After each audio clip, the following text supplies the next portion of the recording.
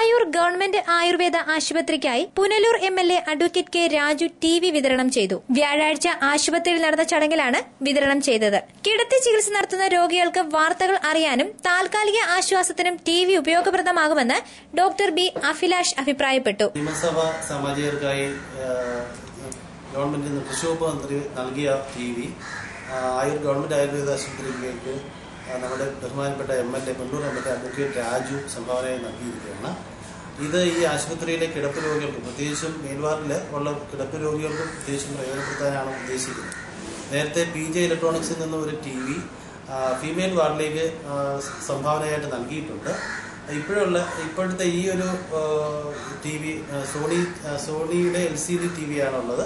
അത് mail വാർഡിലേക്ക് fit ചെയ്യാനാണ് ഉദ്ദേശിക്കുന്നത്. അത് ഈ ആയുർവേദ ആശുപത്രിയെ സംബന്ധിച്ചോളം ദീർഘനാള് കിടക്കേണ്ട രോഗികളായിരിക്കും ഇവിടെ കൂടുതലായിട്ടുള്ളത്.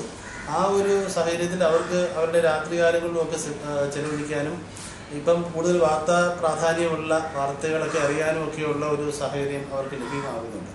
അതേസമയം തങ്ങൾക്ക് TV അല്ല കുടിവെള്ളമാണ് ആവശ്യമെന്ന് രോഗികൾ ലൈവ് വാർത്തയോട് പറഞ്ഞു. ബാത്റൂമിലൊന്നും വെള്ളമില്ല, അതുകൊണ്ട് ഇവിടെ സ്ഥലങ്ങളെല്ലാം കിടക്കുന്നുണ്ട്. തുണി നനയ്ക്കാൻ വെള്ളമില്ല. വെള്ളമില്ലാത്തതുകൊണ്ടൊന്നും കഞ്ഞി വരെ വയ്ക്കുന്നില്ലെന്ന് പറഞ്ഞു. പിന്നെ രാവിലെ എത്ര വെള്ളം കൊണ്ടുവന്നു എന്നുള്ളത് കണ്ടായി. 2 ഫാൻ കെട്ടിത്തൂക്കിട്ടായിരുന്നു. വെറുതെ ഇവിടെ കെട്ടിത്തൂക്കിട്ടായിരുന്നു. വരുന്ന ആൾക്കാർ നമ്മളെ കാണുമ്പോൾ തന്നെ അറിയാലോ വിയർപ്പൊഴി. പിന്നെ നമുക്ക് അത്യാവശ്യം വെള്ളം ഇല്ലെങ്കിൽ എങ്ങനെ ഒപ്പിച്ച് ഒരു ടാങ്ക് കൊണ്ടുവന്ന് തരുന്നു. 2 ടാങ്ക് കൊണ്ടുവരുന്നിടത്തിൽ ഒരു ടാങ്ക് കൊടുത്തില്ലെങ്കിൽ എല്ലാവരും വന്ന് പറയണം. അത് പറഞ്ഞില്ലേ ഇതല്ലേ കൈകൾ വന്ന രോഗികൾ ഇറങ്ങാതെ വിട്ടുവിട്ട് ഇറങ്ങാതെ ആൾക്കാർ എന്ത് ചെയ്യും? ഒരു ഗുണം ചെയ്യാൻ പറ്റും. പുറത്ത് പോയി കൂടെ ആളില്ല. വെള്ളത്തിന്റെ കാര്യം പരിഹരിച്ചു.